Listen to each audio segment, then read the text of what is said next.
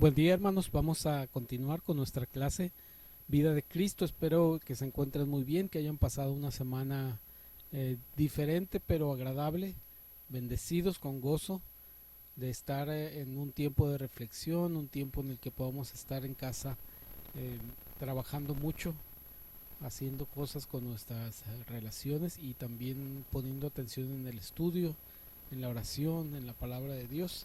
Entonces es una buena oportunidad la que hemos tenido estas últimas semanas. Vamos a continuar con nuestra clase Vida de Cristo con la sesión 14 y vamos a leer el pasaje de esta última expedición de pesca que Jesús hizo con sus discípulos.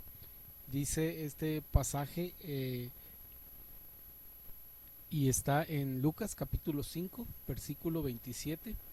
Dice este pasaje: después de estas cosas salió y vio a un publicano llamado Leví, sentado al banco de los tributos públicos, y le dijo: sígueme. Y dejándolo todo se levantó y le siguió.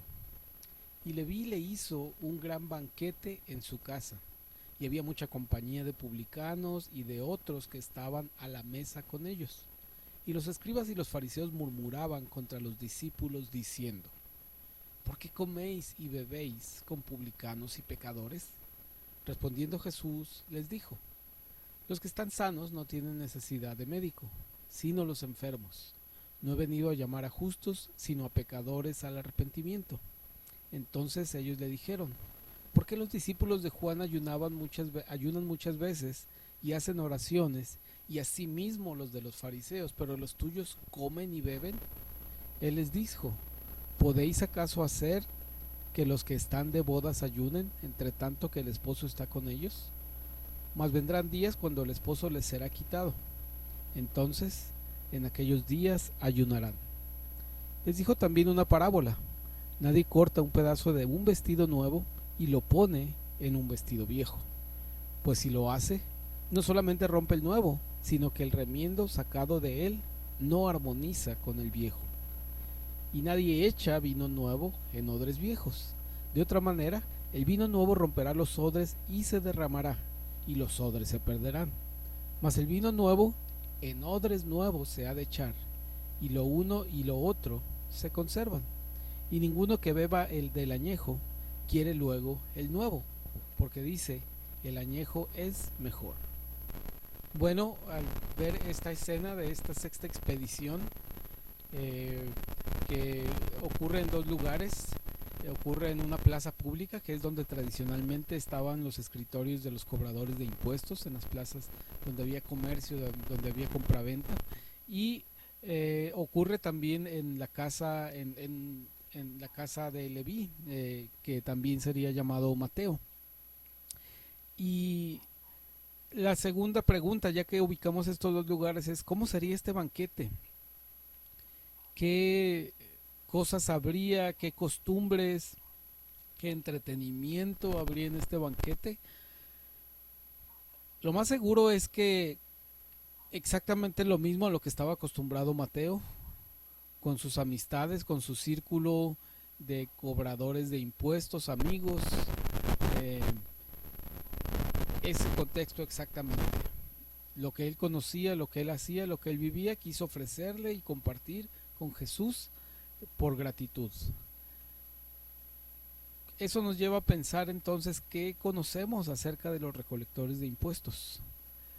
Lo que sabemos es que se trataba de figuras que entre su propio pueblo, en este caso entre los judíos, eran vistos como colaboradores de los romanos y en cierta medida como traidores de los romanos por dos cosas.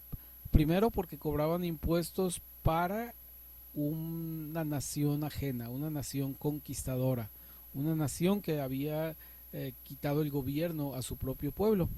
Pero en segundo lugar, no eran muy bien vistos, de hecho eran detestados, porque ellos, el imperio romano les imponía una comisión, es decir, les decía: tú recolecta esta cantidad para mí, pero si tú quieres recolectar un poco más, pues ya será tu ganancia. Así funcionaba la ganancia de los recolectores de impuestos, recolectando más de lo que pedía el imperio romano. Entonces, Lo que podemos entonces concluir es que los recolectores de impuestos eran personas repudiadas por su pueblo, quizá en cierta medida también por su familia, quizá eran incomprendidos y se reunían solamente entre ellos, estaban alienados de muchos aspectos de la sociedad, de la vida familiar, y entonces pues se dedicaban tenían pocas amistades, tenían poca gente que los consecuentaba, probablemente solamente el gremio de ellos era quienes estaban dispuestos a reunirse entre sí con ellos. Y eran personas acaudaladas, tenían recursos, tenían una buena ganancia, muy buena ganancia de lo que era la recolección de los impuestos. Viendo este contexto, el lugar, quienes participaban y los dos lugares donde se ocurrían, tendríamos que pensar en qué consistía el aprendizaje de esta sexta expedición, que estaban aprendiendo los discípulos al ver esta invitación directa de Jesús hacia Mateo y que habían visto en este banquete al que les había invitado, aparentemente en señal de regocijo, porque finalmente alguien lo había considerado, alguien lo había tomado en cuenta. Jesús le había llamado para llevar a cabo una misión, para darle un propósito. Y quizá esto para él era algo que no había escuchado en mucho tiempo, que alguien le solicitara algo. Solamente había sido testigo del desprecio, del reclamo, del repudio de su propio pueblo, porque les estaba cobrando impuestos a nombre de otra nación. Entonces, probablemente ese es el motivo del regocijo de Mateo, que estaba, Jesús me llamó, Jesús se fijó en mí, Jesús eh, me eligió para un propósito y tengo mucha gratitud, estoy agradecido, quiero compartir con él y con sus discípulos lo que tengo, porque lo pongo a disposición de él. Entonces, vamos a adentrarnos en este aprendizaje. Mateo, como los demás recolectores de impuestos, no tenía mucha necesidad, al contrario, ellos se les auguraba una buena carrera, un buen prospecto en su futuro, porque después podían heredar esa función a alguien de su familia. Entonces, hay que ver esto, que tenía un futuro promisorio económicamente. Sin embargo, cuando Jesús le dijo que le siguiera, probablemente sintió un alivio porque sabía que había algo que estaba mal en esa función que tenía, de no solo de la cobranza de los impuestos a nombre de otra nación, sino el rédito que él obtenía, la ganancia que obtenía de sus propios de su propio pueblo. Y probablemente la invitación de Jesús seguramente diría que fue un alivio para él, decir finalmente pues tengo una salida a esta vida que me ha traído el repudio de mi pueblo, y probablemente Dios esté molesto conmigo por esto. Lo cierto es que Jesús le estaba llamando a que se arrepintiera no solo de eso, sino de todos los pecados de su vida. De modo que el haberle llamado a él pues fue un acto de gracia, porque le estaba llamando para que tuviera fe, que tuviera confianza en él. Que lo que podemos ver nosotros como un acto de gracia cuando Jesús llama a una persona, cuando Jesús se presenta delante de una persona, sea en esta plaza en Jerusalén en el año 32, o sea hoy en día en el 2020, en cualquier lugar que Jesús se nos presente y nos invite, nos haga un ofrecimiento para reconciliarnos con Dios, es un acto de gracia. Pero en este caso vemos que también se trató de un acto en el que Jesús y sus discípulos expusieron su reputación, es decir, su buen nombre, sus buenas, lo que se decía de ellos. En este acto de gracia quedó expuesto por lo que vino después, que fue la invitación a esta fiesta. ¿Cómo fue que se expuso esta reputación? Bueno, habría que comentar que no fue la única vez que Jesús expuso su buena reputación, sino que tenemos otros eventos en los evangelios cuando él expone su reputación al celebrar reuniones con diferentes personajes que quizá no sean los que uno frecuentaría si uno quisiera mantener o mejorar el prestigio de Recordemos, por ejemplo, cuando se reúne también en una fiesta con Magdalena, con María Magdalena, como también tiene un encuentro con una mujer adúltera que era acusada de adulterio delante de toda una audiencia de varones que estaban prestos a apedrearla. El hecho de exponerse con los leprosos, de tener conversaciones con los samaritanos, de ir al hogar de un centurión romano, de una figura militar enemiga de los parte de la organización del gobierno de los romanos, y el tener la interacción que tenía con los endemoniados. Entonces todos estos contactos, todas estas conversaciones que Jesús tuvo, no hablaban muy bien de él en términos de la sociedad y de la religión judía, que era muy cuidadosa de estos actos externos, de estos actos superficiales que iban construyendo la reputación de una persona. Eh, y esto era delicado porque había que los fariseos y los judíos cuidaban mucho su reputación para no caer y ser confundidos con los pueblos paganos que había a su alrededor. Sin embargo, cuando Jesús vino a establecer su iglesia no fue cuidadosa de esto, no fue tan cuidadosa de las formas, ni de la reputación, ni del prestigio, ni de muchas cosas, sino que estaba guiada únicamente por seguir el ejemplo de Cristo y por agradar a Dios. Y eso daba una óptica completamente diferente. Y eso es una gran oportunidad que tenemos en la fe cristiana, de que ahora vivimos no por vista, no para vernos bien, no para tener una buena imagen, una buena reputación, una buena apariencia en nuestra vida, sino simplemente vivimos para agradar a Dios y para seguir el ejemplo de Cristo. No importa las formas que pudiera esto tomar y las circunstancias y los lugares a donde nos pudiera llevar.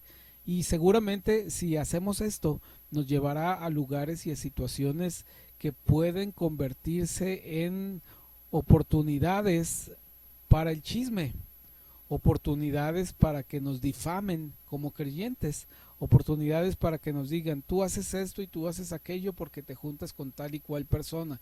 Pero esa es una consecuencia que no podemos evitar.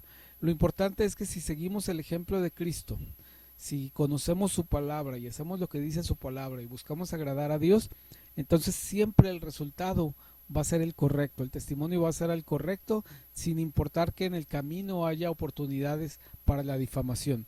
¿A qué me refiero con que la iglesia de Cristo fue objeto de difamaciones o de chismes o quizá cosas que hablaban como consecuencia de que no cuidaba muy bien su reputación? Pues bueno, miren, en este pasaje dicen los fariseos, claramente dicen, viene Jesús que come y bebe, y decís, este es un hombre comilón y bebedor de vino, amigo de publicanos y de pecadores. Es decir, ya no hablan de Jesús que enseña con autoridad, no hablan de Jesús que multiplica los alimentos para alimentarle, no hablan de Jesús de que tiene autoridad sobre el reino espiritual en la tierra, sino que lo que están hablando de él, se fijan, es que es comilón y bebedor de vino, amigo de publicanos y de pecadores. De manera similar, con los años, conforme los creyentes fueron perseguidos y tuvieron que ocultarse un poquito y vivir quizá en cuevas, en catacumbas, en sótanos, empezaron, ya su vida no fue tan pública, pero en ese momento empezaron las acusaciones y empezaron las oportunidades para la difamación. La gente empezó a decir que los cristianos eran caníbales y que eran ateos. ¿En qué consiste estas acusaciones, estas ideas? Bueno, la gente escuchaba que los cristianos celebraban la Santa Cena tomando la sangre de Cristo, el vino, que era que representaba la sangre de Cristo, y entonces ellos, después de pasar el chisme 4 o 5 personas, les llegaba el mensaje de que ellos tomaban sangre, y si tomaban sangre de uno de sus líderes, entonces seguramente también se los comían porque comían el pan que era el cuerpo de su líder. Entonces para ellos eran unos caníbales. Así fue la fama que empezó a haber a veces de los cristianos. Claro que todo el conjunto de las demás obras que hicieron, su compasión, el amor que se veía entre ellos, el gozo que había en sus vidas, la paciencia, el servicio que daban a los demás, la bondad que tenían, hicieron que se olvidaran de esos chismes de que eran caníbales. Otro de los errores, los conceptos equivocados que había acerca de los cristianos del primer siglo es que eran ateos. ¿Por qué era esta creencia? Porque como solo creían en un Dios, para los paganos creer en un Dios equivalía a no creer en nada. Es como ser ateos, porque ellos creían en 250 dioses, otros creían en 600, otros creían en 400, o si alguien estaba casado con otra persona de otra región, pues ya tomaba los dioses de la cultura de su cónyuge. Entonces el tener un solo Dios, para ellos era lo que equivalía a ser ateos, a no creer en nada, no creer en ningún Dios. Entonces también este rumor circulaba. Y seguramente hoy en día de los creyentes se puede decir cosas si es que estamos haciendo lo que Jesús, tratando de agradar a Dios. Pero si solamente estamos tratando de cuidar nuestra reputación, probablemente seamos exitosos y no demos lugar a la difamación. Pero también tenemos que pensar en esta historia, esta expedición de pesca. Jesús se expuso sin ningún problema a ser llamado por los fariseos comilón y bebedor. Y de hecho con el tiempo le decían que era amigo de pecadores, ¿verdad? Que era cuate de los pecadores, ¿verdad?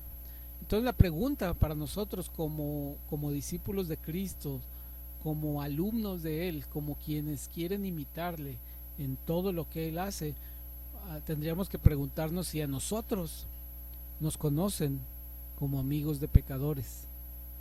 ¿O será que nos mantenemos alejados una buena distancia de esas personas que pueden representar un alto riesgo y que pueden comprometer nuestra buena reputación? Ve aquí la disyuntiva que tiene el creyente. Cuida su reputación para ser conocido como una persona honorable, una persona intachable, una persona completamente solvente moralmente, o estamos dispuestos a exponernos esa reputación con tal de andar en los mismos lugares que Jesús anduvo y con tal de andar predicando la palabra en los mismos lugares y a las mismas personas a quienes se las predicó Jesucristo.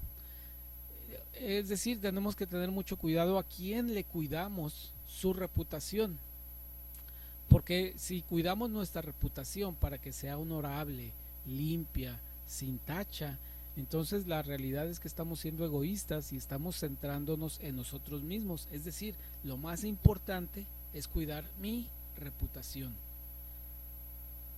Pero por el contrario, si lo que estamos buscando es cuidar la reputación de Cristo, eso significa que somos sus discípulos. Y eso es lo que sí vale la pena cuidar, no tanto cuidar nuestra reputación, sino cuidar la reputación de Cristo, que se diga de Él lo que dice la palabra, que se hable de Él lo que Dios mismo habla de Él, que se crea de Él lo que Él quería que se creyera de Él. Entonces, más bien la labor del creyente es cuidar de la reputación de Cristo, no cuidar de su propia reputación. Y es cierto que nuestra propia reputación puede padecer o sufrir pérdida cuando estamos tratando de cuidar la reputación de Cristo, que era conocido como amigo de pecadores. No es que a Jesús le gustara tanto que ser conocido como amigo de pecadores, sino era necesario buscarme a mí, buscarte a ti, y para eso tenía que hacerse amigo de pecadores, tenía que ir a los lugares donde tú y yo estábamos para salvarnos, para mostrarnos que por fe podíamos tener acceso a este regalo inmerecido que es la salvación, y por gracia hacernos parte de su familia, regenerarnos y empezar un proceso de transformación en nuestra vida.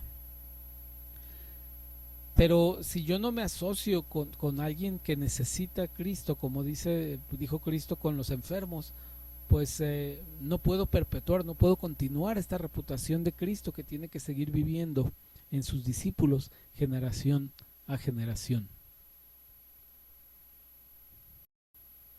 Jesús mismo se expuso.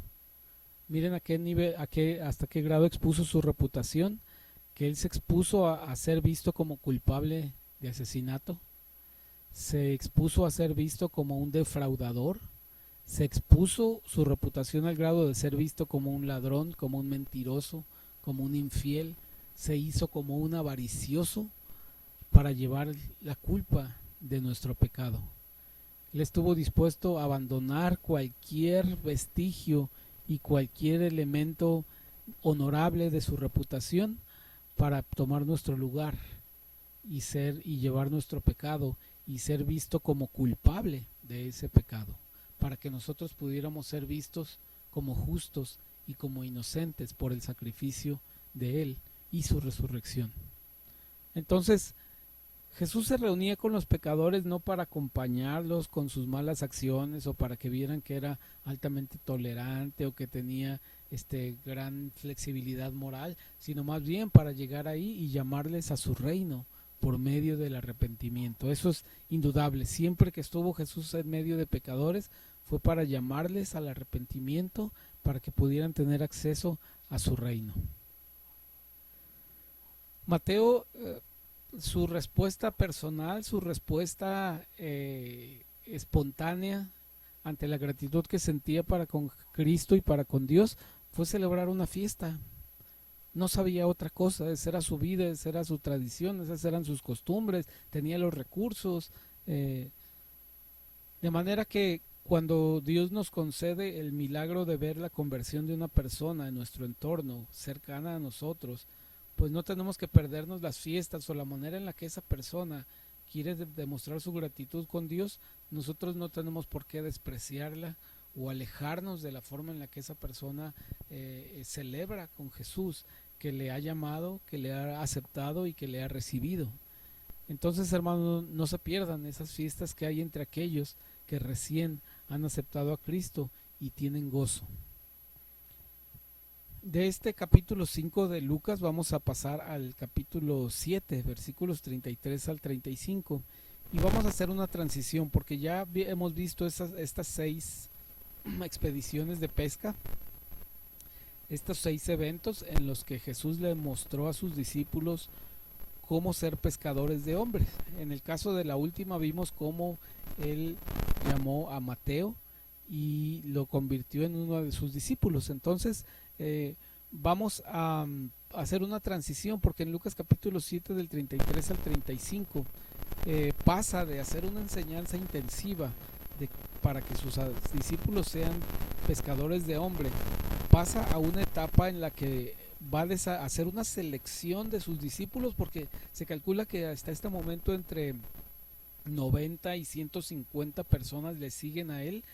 Él hace una selección de un grupo más importante de líderes. No significa que a los demás los corra o les diga ya ustedes no pasaron a la siguiente etapa. No, siguió hablando con todos sus discípulos, pero él designó a algunos que eran más importantes y con quienes iba a iniciar una nueva etapa de enseñanza, una nueva enseñanza de liderazgo, y va a llevar a este grupo de discípulos a un lugar donde no habían estado en los últimos 2 años. Lleva a todos ellos a las montañas de Neftalí, al norte de Capernaum, para darles un mensaje muy importante, y es lo que vamos a ver en nuestra siguiente sesión de la vida de Cristo. Dios les bendiga, hermanos. Buen día.